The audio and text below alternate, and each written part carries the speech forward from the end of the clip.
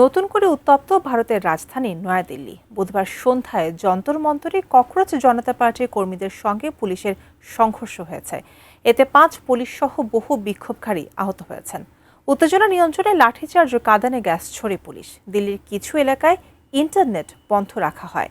এদিন ভারতের বিভিন্ন রাজ্যে বিক্ষোভ করেছে প্রধান বিরোধী দল কংগ্রেসও।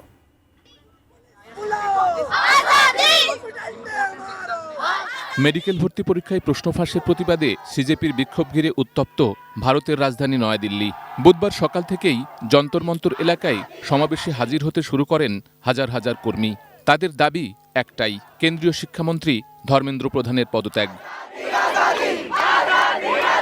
এদিন সন্ধ্যায় নতুন করে উত্তপ্ত হয়ে ওঠে যন্তর মন্তর এলাকা। পুলিশ বিক্ষোভকারীদের ওপর লাঠিচার্জ ও কাঁদানে গ্যাস নিক্ষেপ করলে সংঘর্ষ বেঁধে যায়। সংঘর্ষে এসিপি পদমর্যাদার 2 পুলিশ কর্মকর্তা সহ পুলিশের 6 জন এবং বহু বিক্ষোভকারী আহত হন। নোভা এলইডি টিভি, ঝকঝকে ছবি, নিখুঁত শব্দ, 5 বছরের ওয়ারেন্টি। নোভা মানে সঠিক মান, নিশ্চিত সেবা। পুলিশ জানায়, সমাজবিরোধীরা সমাবেশস্থলে ঢুকে পুলিশকে লক্ষ্য করে পাথর ছুঁড়েছে। উত্তেজনা বৃদ্ধি পাওয়ায় দিল্লির কিছু এলাকায় ইন্টারনেট সেবা বন্ধ করে রাখা হয়। মোতায়েন করা হয় বিপুল সংখ্যক নিরাপত্তা বাহিনী।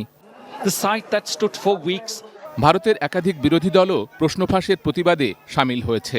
বুধবার প্রধান বিরোধী দল কংগ্রেসের ডাকে ভারতের বেশ কয়েকটি রাজ্যে বিক্ষোভ হয়েছে। দিল্লিতে বিক্ষোভে হাজির ছিলেন রাহুল গান্ধী ও প্রিয়াঙ্কা গান্ধী সহ কংগ্রেসের অন্যান্য নেতারা। বিক্ষোভ বিভিন্ন রাজ্যে ছড়িয়ে পড়ায় চাপের মুখে পড়েছে ভারতের কেন্দ্রীয় সরকার। এদিকে কংগ্রেসের বিক্ষোভ নিয়ে মুখ খুলেছেন শিক্ষামন্ত্রী ধর্মেন্দ্র প্রধান। এক্স হ্যান্ডেলে তিনি লিখেছেন, নিট প্রশ্নপত্র ফাঁস বিতর্কের সমাধানের চেষ্টা না করে সংসদের অধিবেশনে বিশৃঙ্খলা তৈরির চেষ্টা করছে কংগ্রেস। প্রশ্ন ফাঁসকাণ্ডের বিচারে ফাস্ট ট্র্যাক আদালত গঠনের ঘোষণা দিয়েছেন ভারতের প্রধানমন্ত্রী নরেন্দ্র মোদী। বৃহস্পতিবার সকালে সামাজিক যোগাযোগ মাধ্যমে দেয়া পোস্টে তিনি দেশের তরুণদের পাশে দাঁড়ানোর বার্তা দিয়েছেন। এর আগে প্রশ্ন ফাঁসের ঘটনাকে মহাপাপ বলে মন্তব্য করেছিলেন নরেন্দ্র মোদী।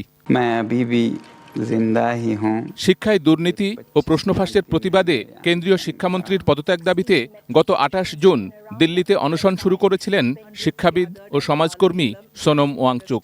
সেখান থেকে তুলে নিয়ে পরে তাকে গুরুগ্রামের একটি বেসরকারি হাসপাতালে ভর্তি করা হয়।